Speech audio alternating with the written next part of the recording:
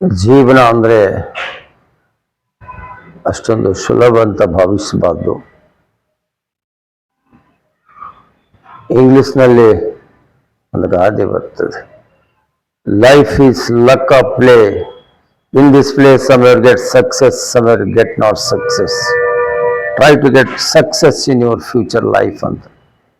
ಅಂದರೆ ಜೀವನ ಅನ್ನೋದು ಒಂದು ಅದೃಷ್ಟದ ಆಟ. ಇದು ಈ ಅದೃಷ್ಟದ ಆಟದಲ್ಲಿ ಗೆಲ್ಲೋದಂದ್ರೆ ಸುಲಭದ ಕೆಲಸ ಅಲ್ಲ. ಈ ಲಕ್ಕಿ ಗೇಮ್ದಲ್ಲಿ ಗೆಲ್ಲಬೇಕಾದ್ರೆ ನಾವು ಎಂಥ ಮಾರ್ಗವನ್ನು ಅನುಸರಿಸಬೇಕು, ಎಂಥ ಪ್ರಾಮಾಣಿಕತನವನ್ನು ನಾವು ಪ್ರತಿಪಾದನೆ ಮಾಡಬೇಕು ಅನ್ನೋದನ್ನು ತಿಳ್ಕೊಳ್ಬೇಕಾಗ್ತದೆ. ಯಾಕಂದರೆ ಜೀವನ ಅಂದರೆ ನಾವೆಲ್ಲ ನೋಡ್ತೇವೆ, ಹಿಂದೆ ನಮ್ಮ ಹಿರಿಯರು ಯಾವ ರೀತಿಯಾಗಿ ಜೀವನ ಮಾಡ್ತಾ ಇದ್ರು, ಹಿಂದಿನ ದಿನಗಳನ್ನು ಸ್ವಲ್ಪ ನಾವು ಕಂಪೇರ್ ಮಾಡಿದರೆ ಹಿಂದಿನ ನಮ್ಮ ಶಿಕ್ಷಣ, ಹಿಂದಿನ ನಮ್ಮ ಪೂರ್ವಜರು ಎಂಥ ಪ್ರಾಮಾಣಿಕರಿದ್ರು, ಎಂಥ ಸಾತ್ವಿಕರಿದ್ರು ಅನ್ನೋದನ್ನು ನಾವು ಸತ್ಯದ ದಿನದಲ್ಲಿ ನೋಡ್ತೇವೆ.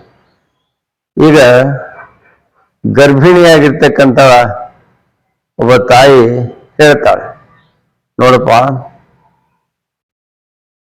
ದೇವರು ಇರ್ತಾನೆ, ನಾವೆಲ್ಲ ಒಳ್ಳೆ ಮಾರ್ಗದಲ್ಲಿ ಹೋಗಬೇಕು.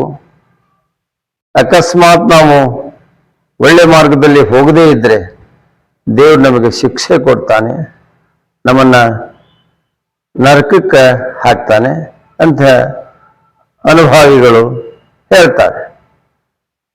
ಆದರೆ ವ್ಯತಿರಿಕ್ತವಾಗಿ ಕೆಲವರು, ಯಾವ ದೇವರವ ಎಲ್ಲಿದ್ದೇನೆ, ಇರುವಷ್ಟು ದೇವನ ಮೆರೆದು ಎಂಜಾಯ್ ಮಾಡಿ ಹೋಗ್ಬಿಡ್ಬೇಕು, ಎಲ್ಲಿ ದೇವರು ಅಂತಕ್ಕಂಥ ಮನೋಸ್ಥಿತಿಯವರು ನಮ್ಮಲ್ಲಿ ಇಲ್ಲ ಅಂತಲ್ಲ ಇದ್ದಾರೆ. ಅಂಥವ್ರಿಗೆ ಒಬ್ಬ ಜ್ಞಾನಿಗಳು ಈ ರೀತಿಯಾಗಿರ್ತಕ್ಕಂಥ ಉತ್ತರ ಕೊಡ್ತಾರೆ. ಗರ್ಭಿಣಿಯಾಗಿರ್ತಕ್ಕಂಥ ಒಬ್ಬ ತಾಯಿ ಹೊಟ್ಟೆಗಿರೋ ತನ್ನ ಕೂಸಿಗೆ ಹೇಳ್ತಾಳೆ, ನೋಡು ಮಗು, ಹೊರಗೆ ಬಾ. ಹೊರಗೆ ಬಂದ ಮೇಲೆ ಹೊರಗೊಂದು ಪ್ರಪಂಚ ಇದೆ, ಹೊರಗೊಂದು ವಿಶಾಲವಾಗಿರ್ತಕ್ಕಂಥ ಜಗತ್ತಿದೆ. ಆ ಜಗತ್ತಿನಲ್ಲಿ ನಿನಗೆ ಏನೆಲ್ಲ ಇರ್ತದೆ ಅಂತ ಗರ್ಭಿಣಿ ತಾಯಿ ತನ್ನ ಹೊಟ್ಟೆಗಿರ್ತಕ್ಕಂಥ ಕೂಸಿಗೆ ಹೇಳ್ತಾಳೆ. ಅವಾಗ ಕೂಸು ಹೇಳ್ತದೆ, ನಮ್ಮವ್ವ ಹೇಳೋದೆಲ್ಲ ಸುಳ್ಳು, ನಾನು ಹೊಟ್ಟೆಯಲ್ಲಿದ್ದೇನೆ, ಇಲ್ಲಿ ಯಾವುದು ವಿಶಾಲವಾಗಿರ್ತಕ್ಕಂಥ ಜಗತ್ತಿಲ್ಲ, ಹೊರಗೆ ಬಾ, ಹಂಗೈತೆ ಹಿಂಗೈತೆ ಅಂತ ಹೇಳ್ತಾಳೆ. ಈಗ ಸದ್ಯ ನನಗೆ ಅದು ಯಾವುದು ಕಾಣ್ತಾ ಇಲ್ಲ, ನಮ್ಮವ್ವ ಹೇಳೋದೆಲ್ಲ ಸುಳ್ಳು, ನಮ್ಮವ್ವ ಹೇಳೋದೆಲ್ಲ ತಪ್ಪು ಅಂಥೇಳಿ ಆ ಹೊಟ್ಟೆಗಿರ್ತಕ್ಕಂಥ ಕೂಸು ಅವ್ರ ತಾಯಿ ಹೇಳ್ತದೆ. ಅವಾಗ ನವಮಾಸ ಆದ್ಮೇಲೆ ಆ ಕೂಸು ತಾಯಿಯ ಗರ್ಭದಿಂದ ಹೊರಗೆ ಬಂದ ಮೇಲೆ ನೋಡ್ತದೆ, ವಿಶಾಲವಾದ ಜಗತ್ತಿರ್ತದೆ. ಅನ್ನ,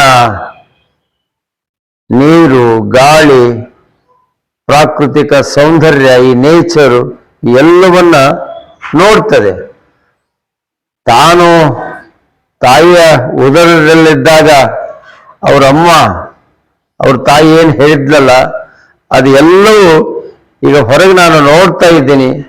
ನಾನು ತಾಯಿಯ ಗರ್ಭದಲ್ಲಿದ್ದಾಗ ನನ್ನ ತಾಯಿ ಜೊತೆ ನಾನು ವಾದಿಸಿದ್ದೆ, ಅಮ್ಮ ನೀನು ಸುಳ್ಳು ಹೇಳ್ತಿ, ಏನೂ ಇಲ್ಲ, ಹೊರಗೆ ಹಂಗಿದೆ ಹಿಂಗಿದೆ ಅಂತ ಹೇಳ್ತಿದೆ ಅಂತ ಹೇಳಿ ನಾನು ನನ್ನ ತಾಯಿಗೆ ಹೇಳ್ತಿದ್ದೆ.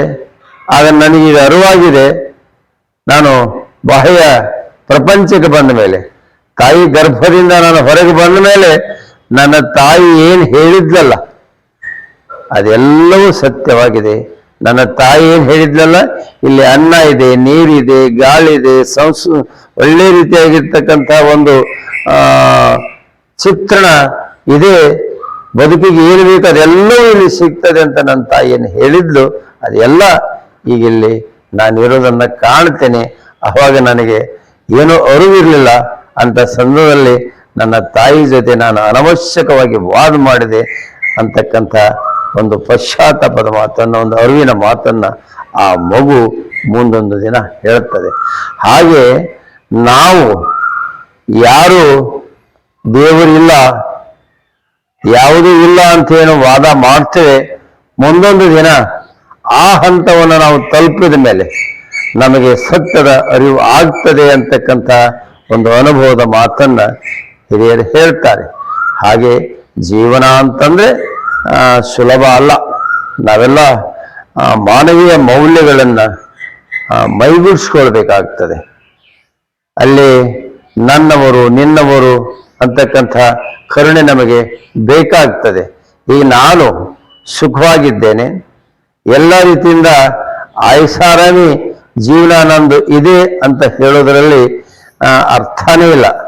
ನಾನು ಹೊಟ್ಟೆ ತುಂಬ ಊಟ ಮಾಡಿದ್ದೇನೆ, ನನಗೆ ಯಾವುದೇ ಸಮಸ್ಯೆ ಇಲ್ಲ ಅಂತ ಹೇಳ್ತಕ್ಕಂಥವ್ರು, ಹಾಗಾದ್ರೆ ನಮ್ಮ ಪಕ್ಕದ ಮನೆಯವರು ಅವರು ಖುಷಿಯಾಗಿದ್ದಾರೋ ಇಲ್ಲೋ ಅನ್ನೋದನ್ನ ನಾವು ಗಮನಿಸ್ಬೇಕಾಗ್ತದೆ. ಆ ನಿಟ್ಟಿನಲ್ಲಿ ಮನುಷ್ಯ ಜನ್ಮ ಸಾಗ್ಬೇಕಂತಕ್ಕಂಥದ್ದು ಎಲ್ಲ ಅನೇಕ ವೇದ ಪುರಾಣಗಳು ಹೇಳ್ತವೆ. ಅಂಥಗಳನ್ನು ನಾವು ಪಾಲನೆ ಮಾಡಬೇಕಾಗ್ತದೆ. ಮನುಷ್ಯ ಜನ್ಮ, ಅದರ ಮರ್ಮ ಏನು ಅನ್ನೋದನ್ನು ನಾವು ತಿಳ್ಕೊಂಡು ಜೀವನ ಮಾಡಿದರೆ ಅದು ಮಾನವ ಜನ್ಮಕ್ಕೆ ಅದು ಒಂದು ಒಳ್ಳೆ ಗೌರವ